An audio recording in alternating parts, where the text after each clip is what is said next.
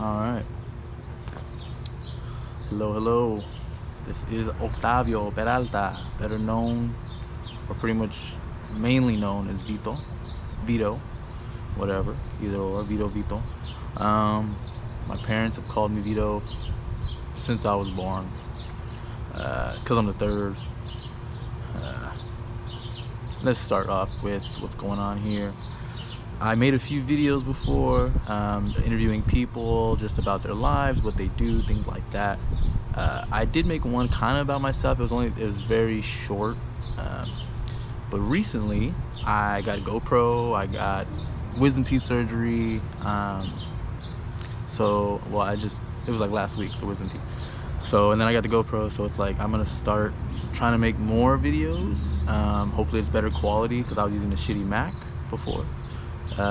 So we'll see how that goes, especially like voice record. I haven't even checked how the sound is on I mean, I did inside, I haven't checked outside, so we'll see if this even works, but whatever. So why am I recording this one? So this one is basically gonna be pretty much me, about me, I guess. So I didn't give much about myself last time because I didn't really know what to say. I still don't really know what to say. I'm just gonna go through my life and pretty much just give you my story because like I said before, if I'm asking of others, I should, you got to give. You can't just ask of people. You got to be able to give as well. If you hear my dog in the background, he's messing around over there. So anyway, let's just start with where I was born. I was born in the Central Valley, California.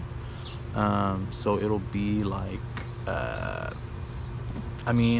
forgot my birth certificate, like my birth. I think it was in Fresno. But when I was growing up, I grew up in Fowler, which is a small town, like probably like 20-30 minutes south of Fresno. Fresno's not that big, but it's probably like the biggest small town in the middle of California, in the Central Valley. So I lived down there for like the first 5 years. Actually, that's not true. Shit. I was at a Jensen house, which is in Fresno. It's kind of like South Fresno. I was in this house and it had a tree house and everything. I was like 2, 3. I was young. But my parents divorced when I was 3. So when I was 3, moms found out that my dad was, I still don't know exactly what he was doing, some shady shit, selling something or I don't know what, but whatever. Either way, he had to go to prison. My mom is not the type to hold it down, because I agree, it's kind of bullshit. Like if you want to live that life and like support someone who is doing activities that could end them up in jail, then hey, that's all your decisions, all he was doing was probably like selling something, I don't know what, but like weed or drugs or something. If it's major narcotics, I'm totally against it. Weed, I'm not too against. Like if you're just selling weed, come on now, it's just weed. But anything like narcotics or pills, shit like that shit gets people killed. Fuck that. So I don't know what he was selling. He still hasn't told me to this day. He's not very open about it. He's definitely one of those leave it in the past and try to, forget about it. So they divorced when I was 3, and then that's when me and my mom moved to Fowler. We moved to Fowler with my aunt, so we had an apartment. It was us 3, and then we were just chilling there for a minute. My aunt had a boyfriend at the time who lived in that area too. He was cool. He was dope. He taught me football, like growing up, things like that. Like I would play video games with all his brothers. Like it's cool family. They were together for a while. I think they got married actually, and then they got or they were living together. I don't remember, but ended up getting divorced or breaking up.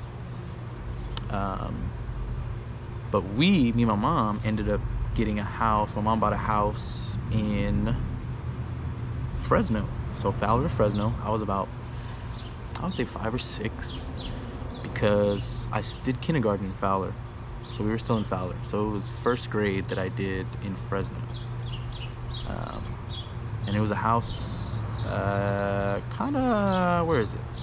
If you know Fresno, it was off 99 and Shaw, like near Polk Elementary. If you don't know Fresno at all, just know that it was kind of like on the west side of Fresno, very west, and just like a nice neighborhood, nothing crazy, no crime, anything like that.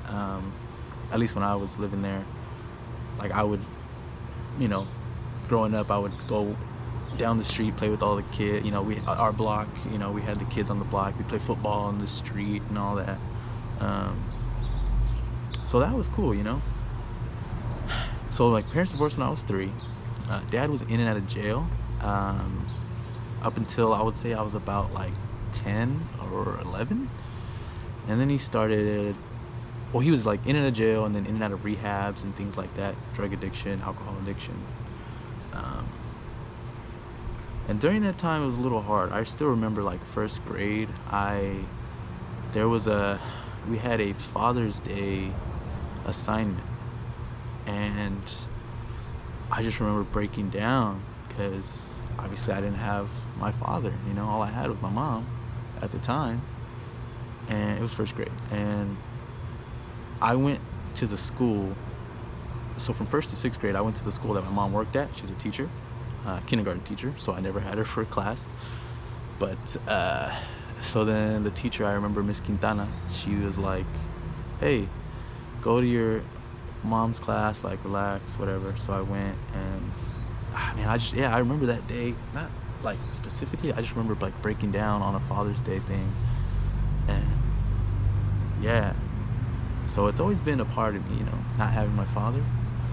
I remember for years I've always tried to like reject that it affected me, you know, like I don't need it, I don't need him, you know, all this shit. But I mean, it's gonna affect you whether you admit it or not. Honestly, it affects you until you admit it, and then you can start to, you know, move past it, you know. But it took a while because I would say, okay, so he was in and out up until like 10, 11.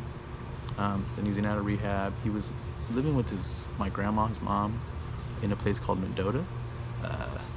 It's a cool little town, like Little Mexico, pretty much. A little bit west of Fresno, probably like 30, 40 minutes west. And you know, I'd go visit him here and there, and it was cool. I mean, I loved my grandma. We were going over there, like cooking and stuff. I don't remember much other than like we would meet up in Kerman, which is halfway between Fresno and Mendota, and we would meet up at the McDonald's. My mom or my grandma or my dad either would pick me up, one of the two, or like they would exchange, you know. And that went on for a while, like a couple, maybe a year or two, and then my dad started apparently getting his life back on track, right? So then my mom was like, you know what, let's give him another shot. You know, she really wanted me to have a father. Because, you know, during that time, like between 6 and like 11, 12, she was dating other guys. Like she did date other guys. She almost married another guy. But it just never worked out. The guy she almost married ended up like still being in love with his ex-wife and called it off and all this shit. I don't even think he's with her really. I think it's just good that, you know, he didn't get with my mom. But his kids were cool. Like I played with his kids. They were like my brother and sister, and they're awesome. Yeah, I remember playing with them here and there. Anyway, so in and out of jail, whatever, he starts getting his life back together. So him and mom start, you know, dating again. They're in love still, you know. They're high school sweethearts. You know, they met in Mendota High School, or no, Tranquility, which is a high school near Mendota. So they were high school sweethearts, and you know, so they started dating again, whatever. I would say about middle school. Middle school, I think guess proposes, whatever. They get remarried when I'm like 13, 14. Yeah, they get remarried. So I got my pops back. Now at first, my first thought when I got him back was, I mean, I was kind of excited. And then part of me was kind of like, I've seen all the things. I guess my mom used to, she would never tell me specifically what would happen, but I could see it in her face, I guess, when she was hurting or when something would hurt her. And I guess after all that time, I was like, she wanted someone, a companion. Like, I'm great. I'm a son, I'm a wonderful son. That's what I've been told. I was a good son. I was a good kid, whatever.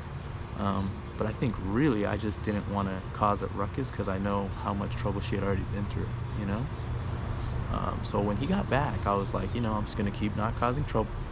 And hopefully they have a happy life together. They're my parents. They're going to live till whenever. I have my own life that I'll eventually live, is what I was thinking, fucking in middle school.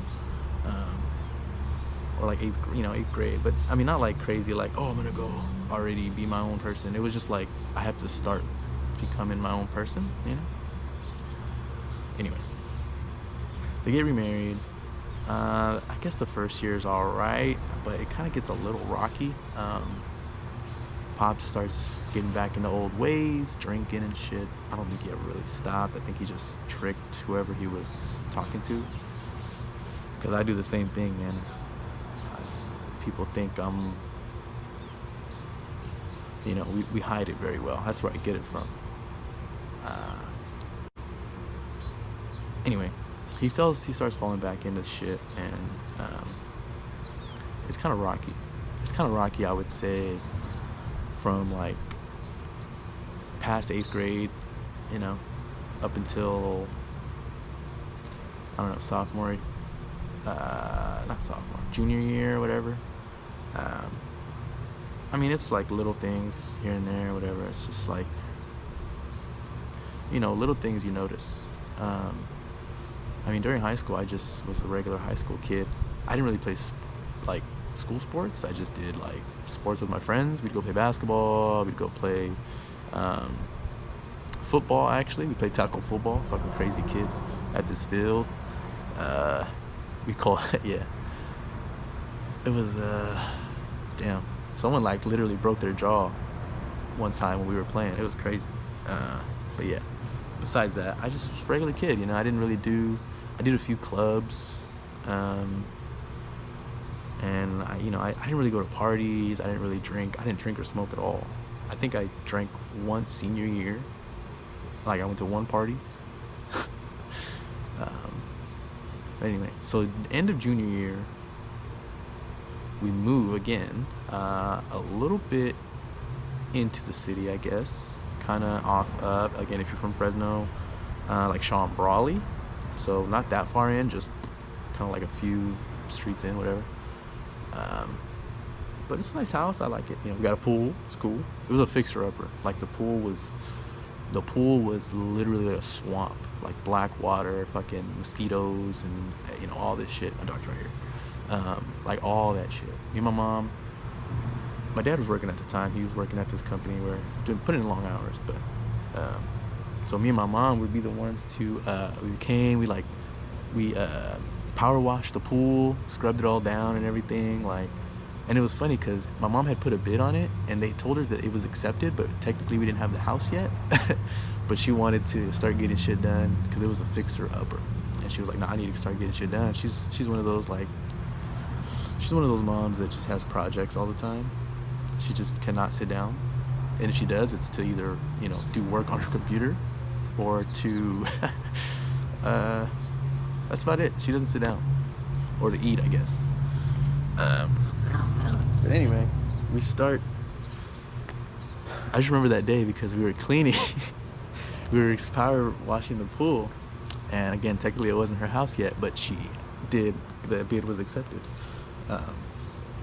And this guy comes in in our side gate, and he's like, "Oh, I didn't know you guys moved in." I think he's one of the neighbors. And he's like, "Oh, like, it's a cool service." He thought we were part of he thought we were hired to clean the pool or something. And he wanted our number, like, "Oh yeah, I'll definitely, like, yeah, let me know. I definitely could use my pool clean," and shit like that. It was just funny. a bunch of just two Mexicans cleaning a pool and they think they work here. Anyway, we owned this bitch. So that was fun. I would say growing up in high school, I was, like I said, I was a normal kid. I had a group of friends I would chill with, like during lunch and stuff, but I would say I was cool with everybody. I could walk around, say hi to people, like no big thing. Especially because my school was it's pretty diverse and pretty connected. Like any beefs between people were personal usually, like, oh, you stole my girl, or you called me this, whatever. I never really got into that shit because, you know, I'm not easily offended because people's opinions don't matter. to me people's opinions do matter, just not their opinions on me, you know, about me, whatever, because again, it's you know, your opinions about me don't shape who I am. I shape who I am. So I was pretty, I mean, I would say I guess I tried to like fit in, whatever. I used to get the lineups, I used to wear the whatever clothes was in, I guess, look fashionable. But then senior year, when we moved over here, is when I started to like, I really don't give a fuck, you know? I stopped getting the lineups, really. I was like, I started cutting my own hair, just shaving my head, really. Not shaving it, but like cutting it myself, you know, just like with a fucking, like with a, just the clippers and just zzz, zzz, whatever. And yeah, no, senior year was cool, you know, like it was senior year. I had half days, which means I fucking would go home after lunch pretty much, which was awesome. Because I did all my like units and shit early. But during that time, like high school period, I would say like my relationship with my parents was stagnant. It didn't grow. We weren't roommates, obviously, because they were my parents, you know. They gave me rules, curfews, things like that, chores and shit. But it didn't feel like our relationship was growing. I didn't really have conversations with my mom or dad, deep ones, about like what I'm trying to do with my life or how I'm feeling and shit like that. Like I never was really one to bring it up because I just figured I'll be fine. And then they were never really ones to ask. And if they did, I'd be like, I'm fine, because I figured, I mean, I am fine. And if not, I'll find a way to be fine. It's like, I don't know, I didn't want to ask them for help. I felt like they had enough on their plate. They would argue here and there. Parents do. You know, I would get in the middle of it sometimes if I knew like one of them was being stupid or something. But for the most part, I would try to stay out of it.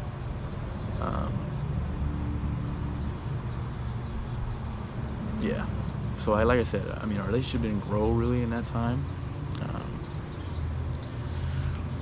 But after senior year, what happened?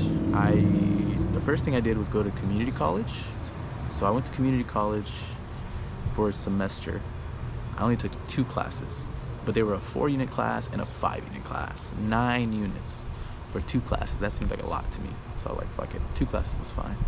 Of course I passed, it's only 2 classes. I started working, I believe, too. I was at Big 5. That was my first real job. Because when I turned 18, I did a few temp agency jobs. I cleaned our local like stadium that we have like monster truck rallies, we have basketball games, concerts, whatever. I cleaned that stadium a few times. I did, what I did a lot of was industrial laundry. Well, not a lot, it was like a couple months because it was a temp job.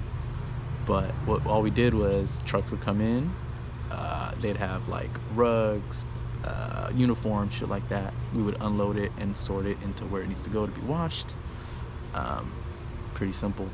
Like I said, it was a temp job, and it was me and this other guy, and like we would be talking and stuff. We would talk about this is, you know, I was like 18, and this is back when I was religious. I used to be religious, born and raised in the church, born and raised. I was probably born inside the chapel, almost, not really. But like when growing up, I was in the youth group, I was a kids leader, all the kids like plays, Christmas plays, whatever you want to say, like summer camps, Halloween, like trick or treat, trunk, whatever shit. everything. Youth leader, I like led like missions trips, things like that. Like I did all that shit.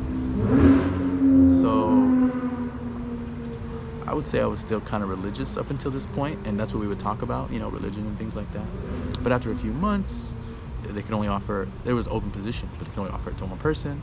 Obviously they're gonna offer it to the guy. He was way bigger than me, by the way. Not way bigger, but like stronger. Like he was, like he had muscles. And this motherfucker was tossing shit like crazy. Was trying to keep up, could not. Plus he had kids, he had a family, so he got that position, and then they said, you know, you're not needed anymore. I was like, all right, cool. Ended up getting a job at Big 5, and it was a cool job. Like it wasn't hard. It was just, well, because I did unload. Unload was one day a week. It was like Thursday or something, and it was just in the morning. We would come in, unload the truck. It wasn't too hard. It was just kind of, I mean, it's unloading a truck, you know. But other than that, you had to wear like a fucking button up, a tie, fucking slacks, because you were a salesman. So the people were cool, the managers were whatever. I feel like a lot of managers, middle managers, like at chain stores, you know, they're just like people who really wanted some form of acceptance and power, or acceptance, they didn't get it, and then they realized power let them be accepted, you know, like it forced them to be accepted. But anyway, I mean, you know, some of them were cool. They were just there to get their money and, you know, run the store or whatever. But it was a cool job. I was there for a little bit. I think for like, because I did 2 semesters at City College. First semester I did two classes, passed them. And then the second semester I was like, all right, time to step it up. Let's go 4 classes. Passed 1. I passed 1 class. And I'm obviously, it was probably an elective. I gotta check my transcripts, but it was definitely an elective. I failed like English, I just didn't go to class. I just had no desire to go to class. And I thought I could do the work and do the tests by myself and just, you know, without having to go to class. But attendance was required, and so they, you know, they would fail me. Well, not fail, I got like D's, but whatever. So then after that, I was like, man, I don't like City College. And that summer, so obviously like I started in the fall, and then for my first semester, and then spring for the second semester, right? So that summer, I go to this camp. I go to this like church camp. Again, I'm still a church kid. I still go to church. I go to youth group. I'm a youth leader at this point because I'm over 18. I help organize like all the youth events, things like that. So we go to one of my old youth leaders calls me, and she's like, hey, she's working at this summer camp up in the mountains, and she's like, hey, one of our counselors didn't show. If you want, come down for a week. We'll pay you to just come hang out with the kids pretty much and watch them. They're like, I think they were like 3rd, 4th grade, or 5th grade, like nothing crazy, you know. I was like, all right, I'm 18, I can handle this. I drive down or up, I forgot where it was. I think it was up north. I drive up there to, you know, work for the week. Not bad. They had basketball courts. They had a pool, which I didn't really go in, but I did go on the basketball a lot. I had all these fun games, food, obviously, cool people like the other counselors, whatever. So it ends up that there's this one counselor, gorgeous. She's like one of the head ones. I don't know if I should say her name, but I mean, it's just her first name. She'll know who she is, right? And whatever, I'm trying to put the moves, because you know, one of my biggest vices since like high school was sex. Sex was the first thing that I really got into. I wasn't into drugs, I wasn't into alcohol, you know, let's fuck, whatever. High school kids talking about wanting to have sex, you know, trying to be cool. But But anyway, she was gorgeous, and I was like, damn. Try to make conversation with her, whatever, and she's just not happy. She hated me. She tells me this all the time. When she first met me, she hated me. And I hated myself too back then, I ain't gonna lie. But she ends up telling me about this program, this internship program, where you learn pretty much how a church runs. You go and you are a literal youth leader, like you're almost a youth pastor almost, and you're gonna, you know, teach kids about Jesus, whatever. And at the time, like I said, I was super religious, and I was like, all right, that sounds kind of cool. And there's this chick who's there. She seems cool. Like, she's there. Fuck it, let's do it. I apply, and then about a month later, I get a call. It's from the guy. His name's Grant, the director, intern director. And he goes, hey, man, got your application. Just wanted to talk to you. If you're down, come on down. Like, you know, I think it was like literally like a week or two later. He's like, we're gonna have orientation. If you want to come down, open, you know, you are accepted. I was like, oh shit, all right.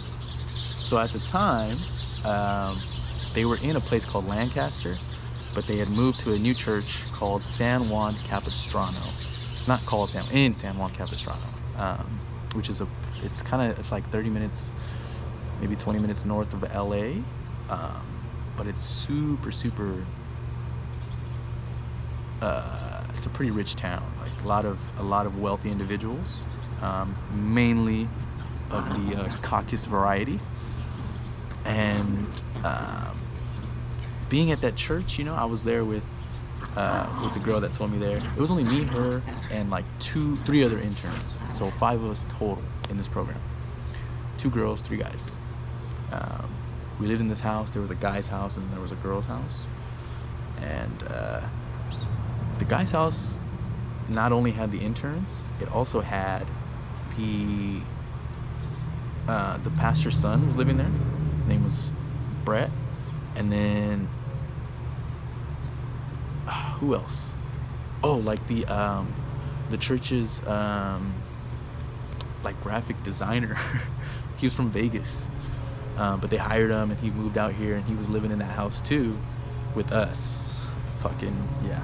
Oh, and the janitor, which was like this young guy who used to like he was like an ex-convict, maybe not convict, but he was in prison or jail. He got out, changed his life. Went to the church and now he's cleaning the church. It wasn't a hard job. He was a cool dude too. Like he was a cool dude. But so there was 1, 2, 3, 4, 5, 6 of us in that house. And then there was a time where one of the musicians was staying there too, so 7 at one time. But anyway, 6 of us in that house. It was a 1, 2, 3, 4 bedroom. So I was sharing a room.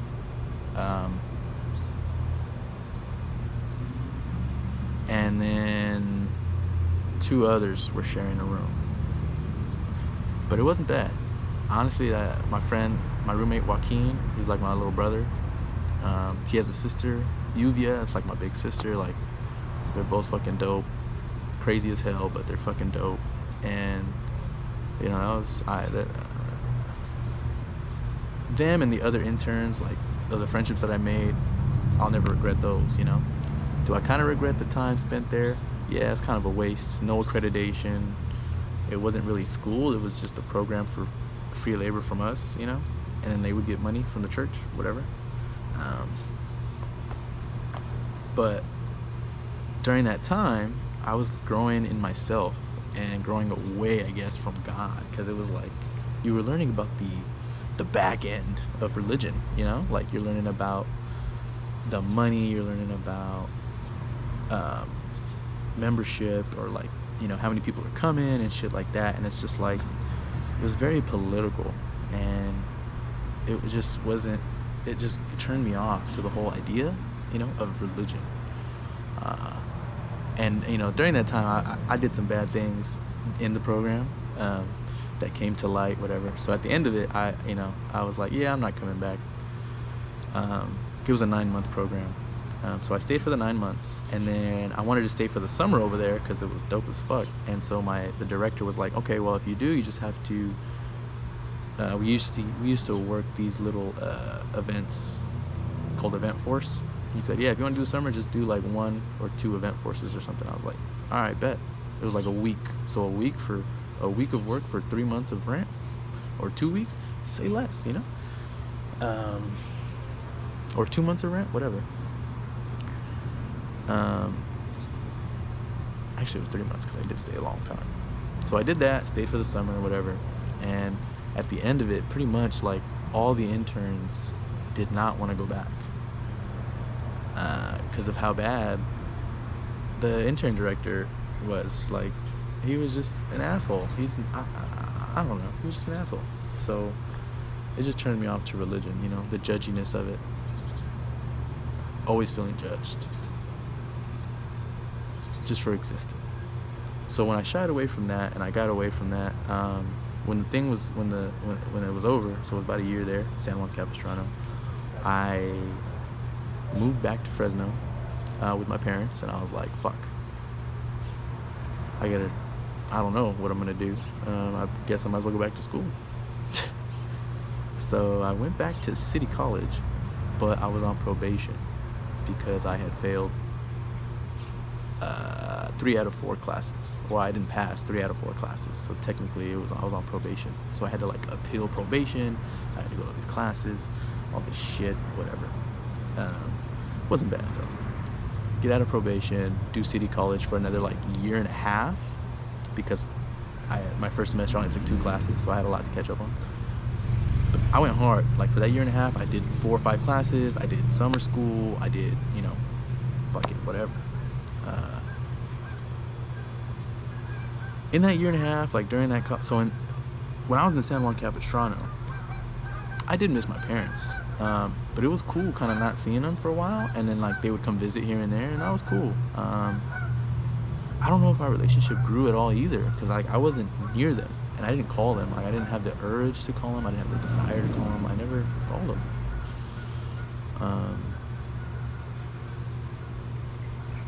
Yeah. But it was cool, like our relationship was good. I thought it was doing good over here too, you know, like apparently. So I moved back and I started to go to school. I start a new job at Target. Oh, when I was in San Juan Capistrano, I worked at Ross as a security. We couldn't touch anybody. It was just basically like I would look at them and be like, come on bro, put it back. And if they listened, they did. If not, then it's like, fuck, well, they're gonna go. But anyway, so Ross and then Target. Big 5, Ross, Target. So I started at Target while I was at City and did my year and a half. Wasn't bad. Wasn't bad at all. Met cool people. I mean, I saw some old friends from high school that were still going to City, and then I met some new friends that, you know, cool people that obviously were from Fresno. But after the year and a half, I was like, well, you know, I'm trying to transfer. I'm trying to get the fuck to a state. So I applied to Fresno State because it's right here, whatever. I didn't really want to go there, but they have a good business program. I was doing business at the time. I got my degree in business. And then I applied to San Jose State because I have family in San Jose that are awesome. Best fucking cousins out there, you know what I mean? I got into San Jose State, thank God. So I transfer out there. I move in with an aunt and uncle because it's expensive as fuck. So rent with them was, I would say, like 5 times cheaper. 5 to 10 times cheaper. Well, I guess if I got a roommate, 5 times cheaper than an apartment, you know? So that was a blessing in itself. They were awesome. I honestly, that's my second family out there. Like, it's just so much love for them. If you want to see a family that truly loves each other and truly tries to like put each other first, I would say that family over there, they try their hardest, you know, to actually show love and support the way that people need to receive it, not how people, you know, want to give it, you know what I mean? Because you can give love and support all you want, but if it's not in the way that someone can receive it or knows how to receive it, then it's going to be a disconnect, you know? And that family really tries to like get to know their kids and their family and like their differences and celebrate it and love and support, you know, which is cool. My family does that too, you know, to an extent. I would say not as not vigorously, but not as I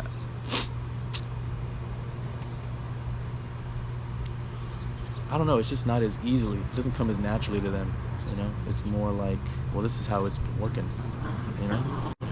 Because my dad, when he grew up, or my dad and his two siblings, the way they grew up is they got beat, you know.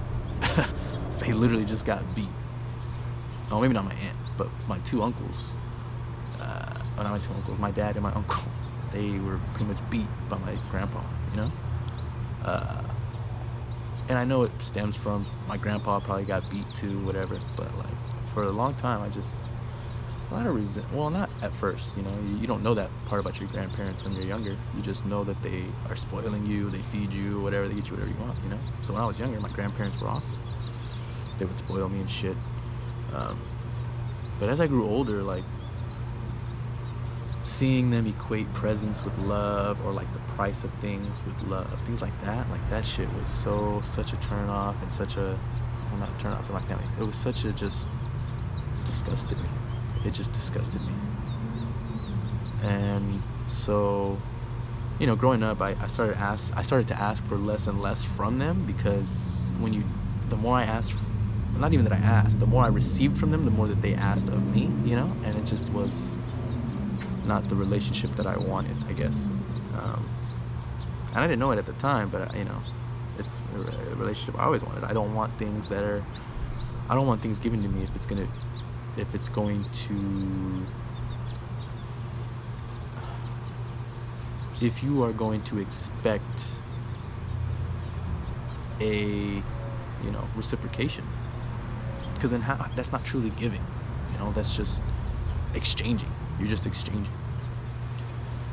Anyway, so as I grew older, I learned pops got beat, uncle got beat, you know, grandparents were not saints. I'm sure my grandma got beat too, you know, like, and it's like, towards the end of their life, they're both dead now, my dad's parents. Towards the end of their life, all that love that was built up from childhood just like eroded away, because they didn't change really. They just hid their past, you know, like, yeah, they didn't hit us as much. I mean, they did spank, like me and my cousins. I have two girl cousins on that side, on my dad's side, and four now, but back then it was only two. And you know, we got spanked and everything and shit, but it's like, you know, they did it more with the belt and all that shit to my dad and them. So I don't know, it's just seeing that as they got older and older, like them not changing, and then them not really, my family didn't want to admit anything. They just wanted to leave it, you know, put it in the past, and that's not right. Like, you can put it in the past after you've acknowledged it, you know, because if you don't speak it so that it has its place in the past, then it doesn't always stay in the past, you know, it's gonna still stick with you. And so it had for a long time. I think it still does for my dad. But yeah, so it was weird. Towards the end, it was weird. So yeah, like towards college age, I was like, they were cool. I was obviously cordial and respectful around them, but it's just with the love, the innocent love that I had when I was a child just was not there anymore. Very much tainted with, you know, past and current actions. They were still very judgy of my aunt. Still gave her shit to this day, you know. And she was right there she was the only one that, well, not the only one, like my parents would go, my mom, my dad would go visit, my uncle would go visit his grandparents, but she was the only one that like stayed in that city, Mendota, and like would take care of them and stuff, you know. And they would, and it's only because she required their love so much that if she left, she knew that they would probably forget about her. She's like, if I'm not here, right here, doing everything for them, they won't love me, you know, which was sad to me. It hurt me, because she in turn kind of put that off to her kids, She's working on it, and she's a little bit better, but yeah. So my cousins, they're kind of fucked up too. I mean, I'm fucked up too, but obviously it comes from a history of being fucked up, you know? Anyway, back to my life. End of college, end of city college, I transferred to San Jose. I'm living over there, going to San Jose State. And it's dope. I didn't really make friends out there. Like, I made friends with some coworkers. I made friends with this. It's funny, this one chick I met on Tinder, she was pretty dope. Like, it was just friendship. Like, we would just hang out and smoke, because that's all I was looking for, was like, let's talk. Like, I just want to talk to people. And so I didn't make many friends because I had a lot of family out there. So the family that's out there, it's my dad's cousins, technically. They're big, a lot of family out there, and they're awesome. So it was, it was always like, oh, let's go do this, let's go do this. All right, let's go. There's always a big crowd. All the cousins are my age. Like, it just worked out, So that was a good time, San Jose. I was going to school for about a year and a half, maybe. Yeah. And then COVID hit. So then we had to go to online classes.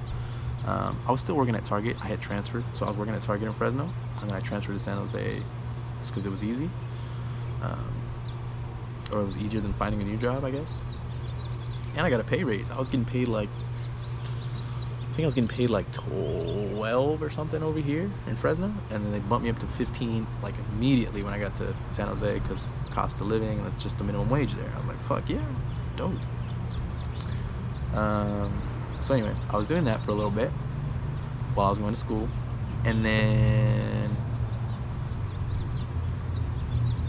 we went online for classes, and then I switched jobs. I actually got a job selling phones in Walmart for a third-party seller called Premium Retail. Basically, I was selling phones at a kiosk for T-Mobile, AT&T, Verizon, whoever you wanted to be partnered with. My job was pretty much just to sell you a phone. Doesn't matter who the fucking carrier is, whatever. Did I do a lot? No. I sat there in the fucking kiosk and chilled. I'm not gonna go around fucking asking people, hey, you wanna buy a phone? If you wanna buy a phone, you'll come and ask for a phone, whatever. But it paid me like 18 or something. 18 with no degree. I was like, fuck yeah, I get paid 18 to sit here and do shit.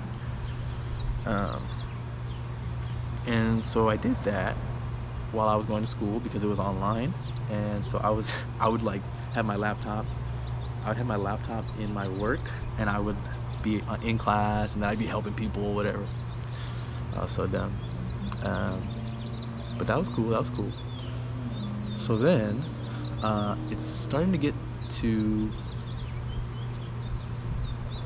COVID starts getting a little bit worse, and my aunt that I was living with at the time, she's very cautious, right? And obviously we didn't know what the fuck was going on back then, and so she was like, hey, can you not go to work? Obviously I was in a Walmart, a lot of people, very, very exposed. Not everybody's wearing their mask right, and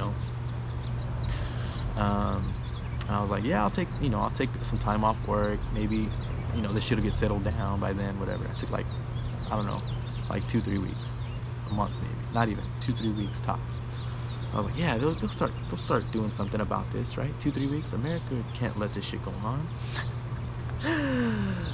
Fuck, dude. It's just getting worse.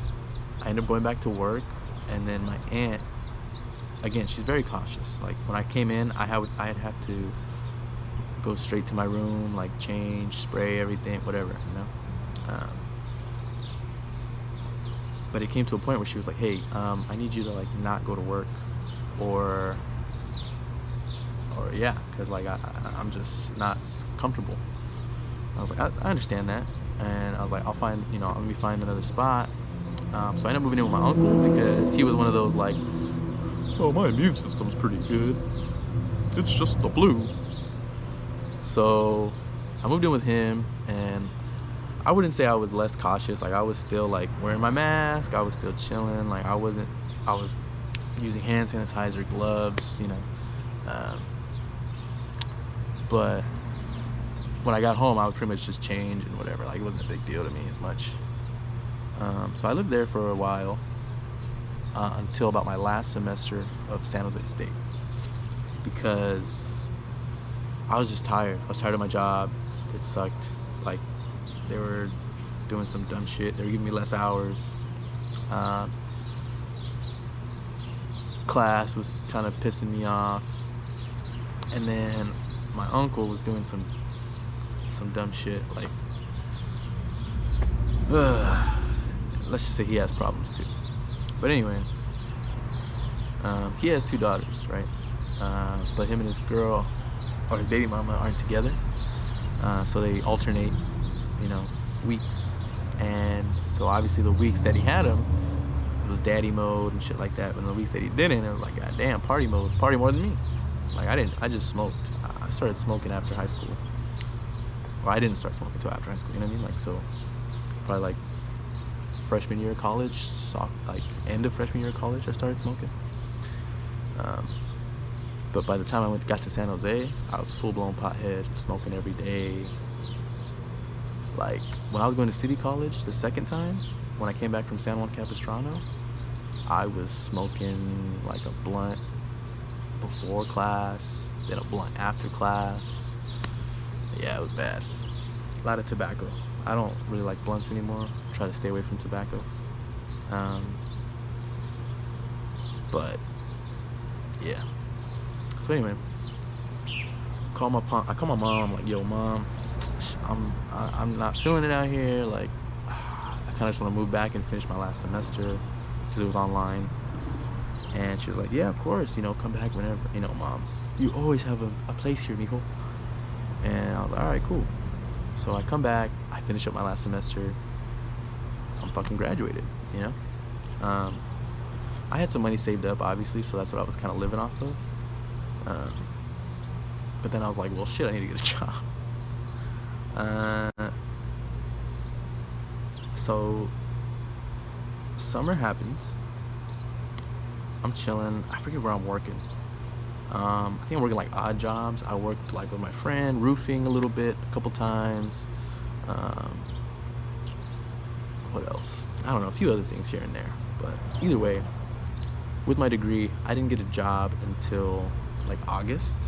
Well, I got offered a job in like June, July, but I didn't have my degree yet, technically. Like, they didn't say I had it because I was taking a summer class.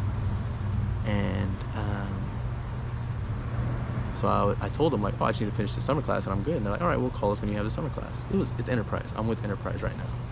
And they were like, I was like, damn, you need a degree to work for Enterprise? Like, I'm just renting cars, motherfuckers. Anyway, get my degree. I show them I got it. They're like, all right, cool, you're good. I was like, all right, fuck it. The pay is not horrible, but it's not good. They could definitely pay us more, but they definitely pay us in food. That's what they do. Oh yeah, let's get you some lunch, let's do all this, try to placate that you are skirting the poverty line, right? Whatever. I don't care. I'm living with my parents, I'm saving up, I'm not tripping right now. If I was like someone with actual bills, I probably would be tripping. Because you really have to like penny pinch with that job. Anyway, I got that job and I'm there right now. It's been a few months and it's been cool. I enjoy it. People are great. The managers aren't as like, I guess, power hungry or whatever. They're not as assholey, because they used to be in my position. Because technically, I'm a management trainee, which is management trainee. So everybody you see at Enterprise is a manager trainee. So they're trying to be a manager.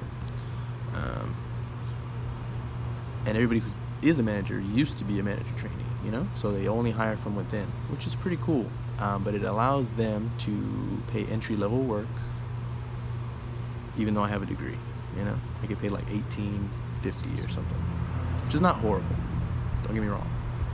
But is it enough to live off of? I'm trying to get a house, and if I do, when I do, with this job, I'm going to have to pretty much do nothing, which I don't mind. I already do nothing. I'm just gonna smoke weed, go to work, and help who I can. That's like my goal in life, right?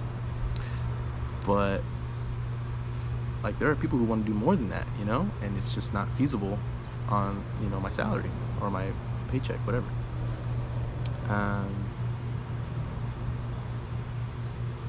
And so like it's cool. We'll see how long it lasts. I mean, I'm sure I'll move up. I'm working on it, but it just takes time. It's a program.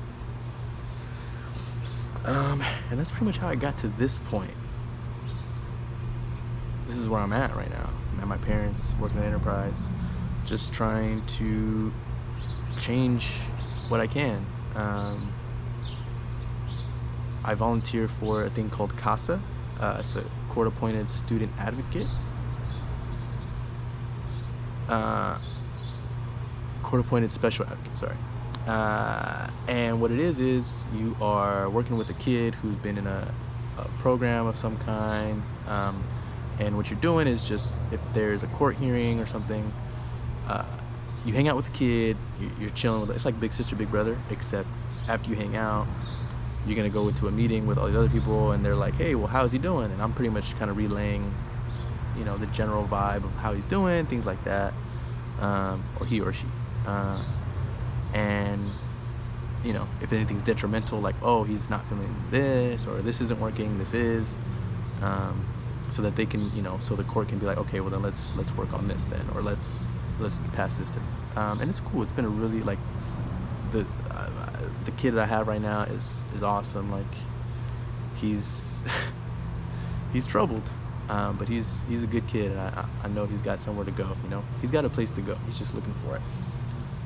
I do that. I used to volunteer. I should have went this morning. I don't know if it's this morning. It's like every other Saturday. I haven't kept track in like months, but there was this church I would volunteer at. I'd give out food. It was my mom's church that she would volunteer at, and so it was cool. Like, you know, they just would do food drives. They were just giving out food, which is awesome, you know, like, because we have the resources to give that shit out. And so I'm trying to do little things here and there, but my real goal, I realized, is to try to get into forming and, you know, help forming public policy. Politician. I want to be a politician. Not want to be a politician, but I want to be in a political space, because that's where you generate not the real change, but the most impactful change over time. But the only thing is, I don't want to get into it like everybody else. Everybody else either goes through a party, Democrat, Republican, or they get, you know, corporate backing and shit like that.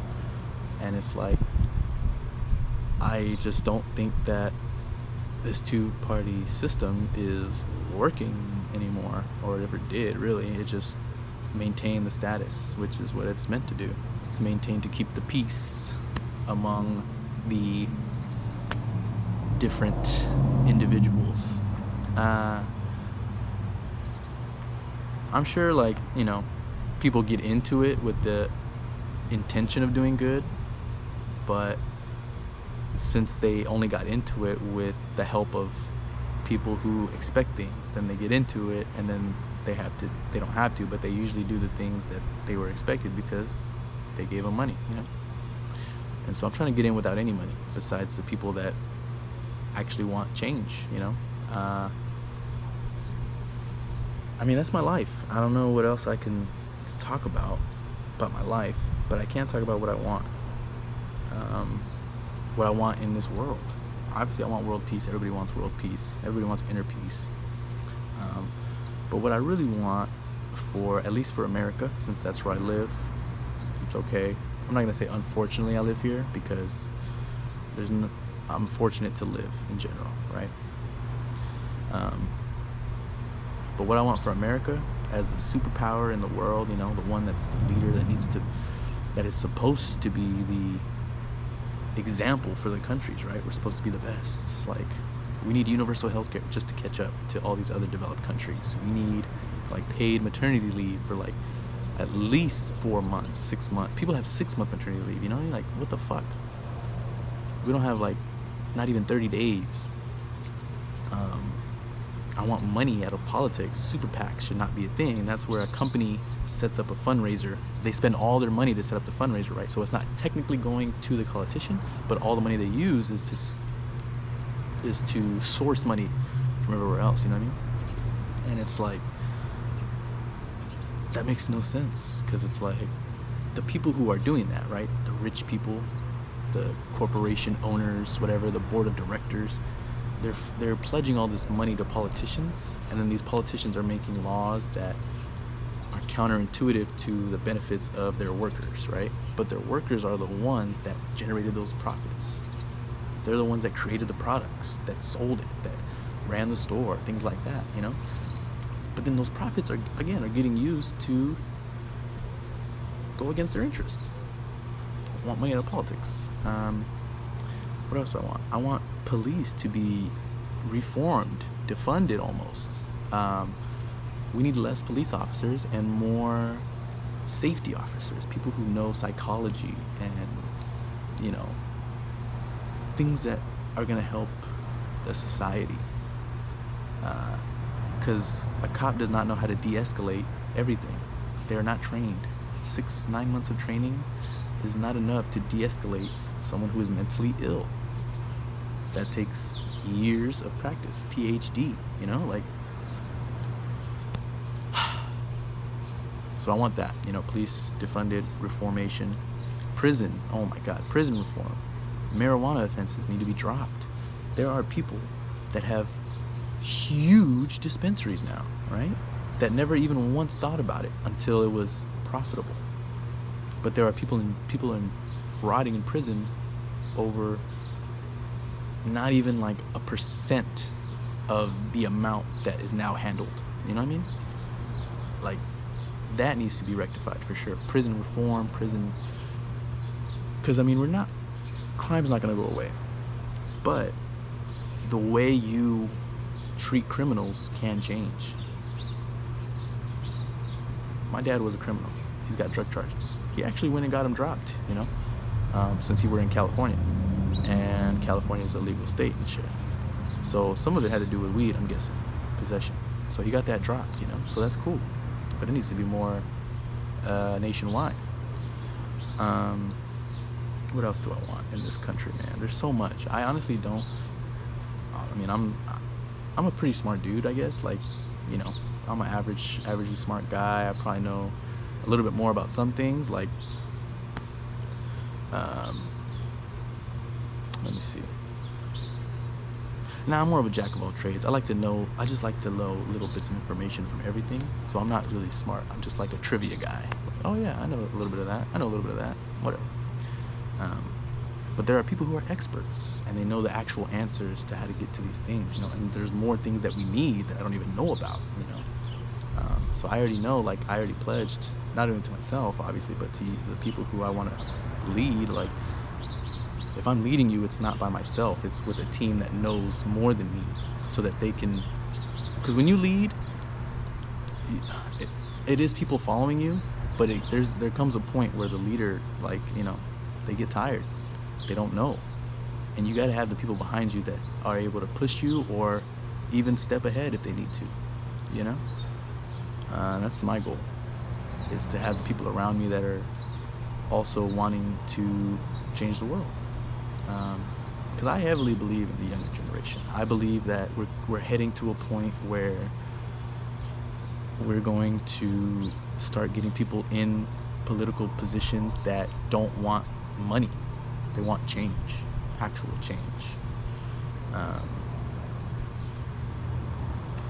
Is it gonna take time? Is it gonna take a lot of hard work? Yeah. Do I know exactly what I'm doing? Do I know exactly how?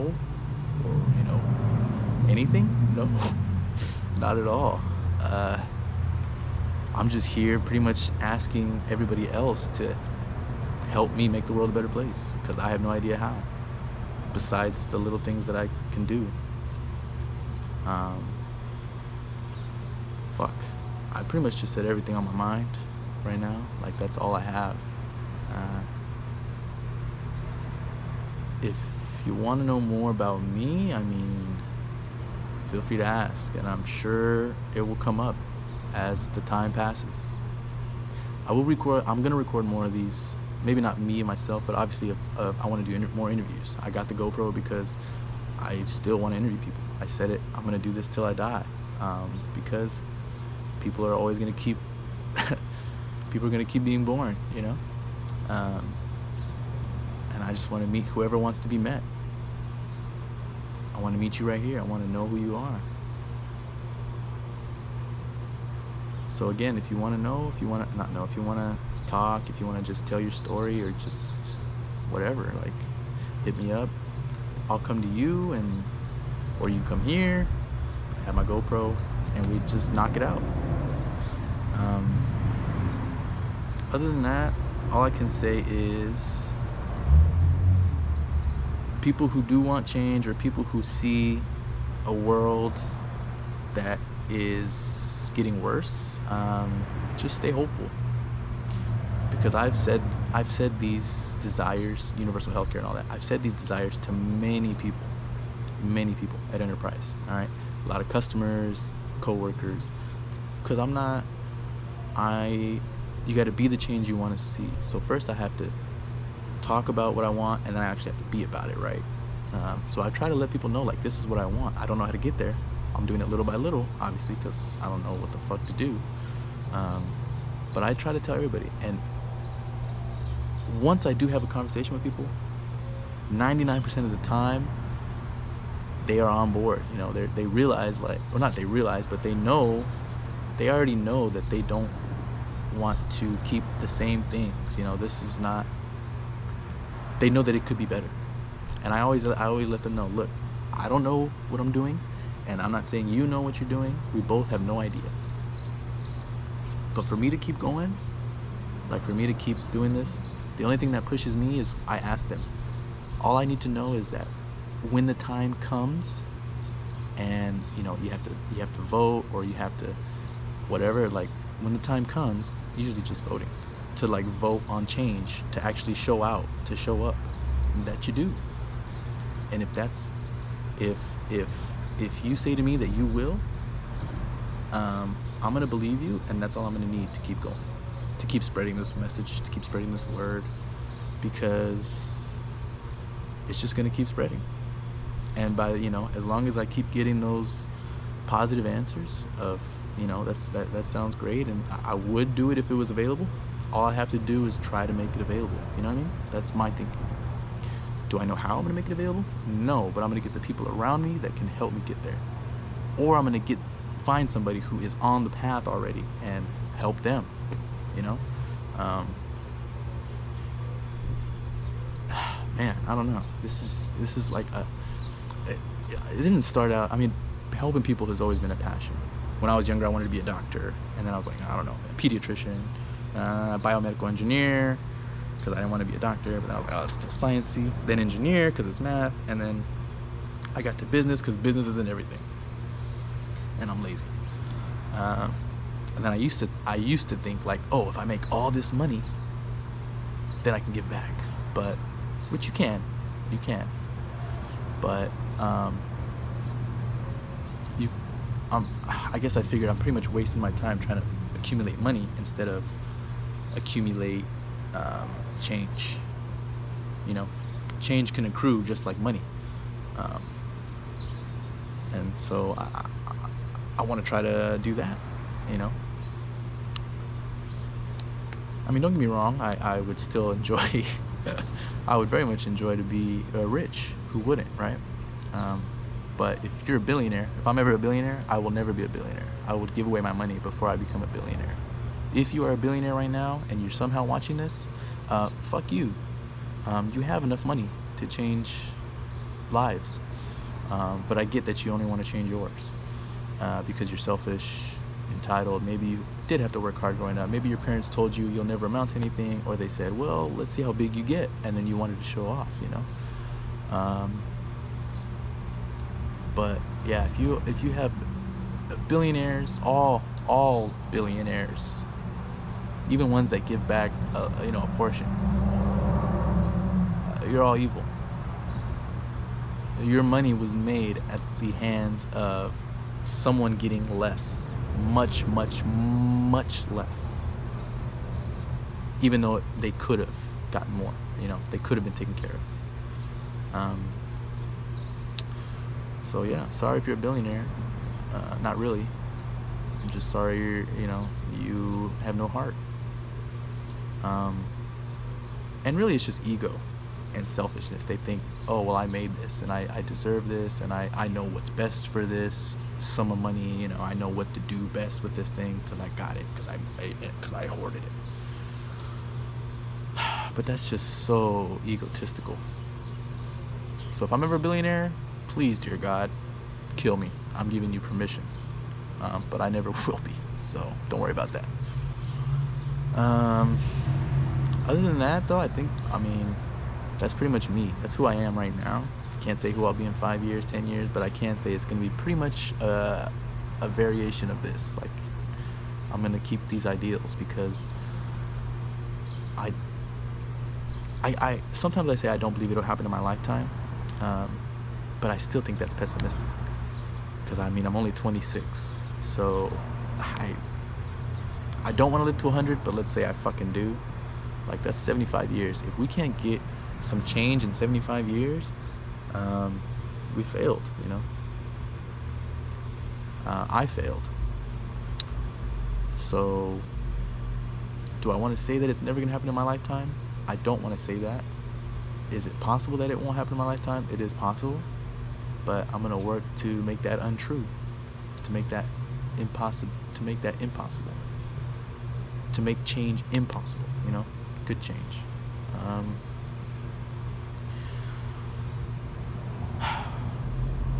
Yeah. That's all I have right now, I guess. There's going to be more.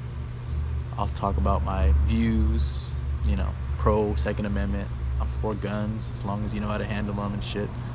And I definitely think that people who own guns need to be psych eval'd at least like twice a year. Like, you have a literal killing machine in your hands. You need to be psych eval'd, please. Because they don't even get it to get the gun. All you do is fucking take a test and then wait 10 days. Anyway, but I'm still pro guns. I have a pistol.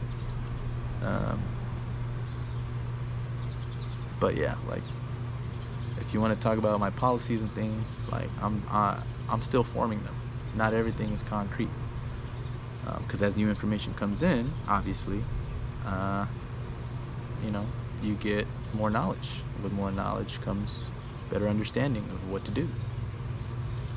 So all I can say is I am dedicated to growth, to learning, and to change that is going to help everybody. And if you are too, hey, follow along, and maybe even be interviewed if you want. Not maybe, definitely. Like, just come on over, whatever. Hit me up. They say you should never put your number on the internet, but I am insane, and I've had the same number since fucking 6th grade. So if you want to talk, text, whatever,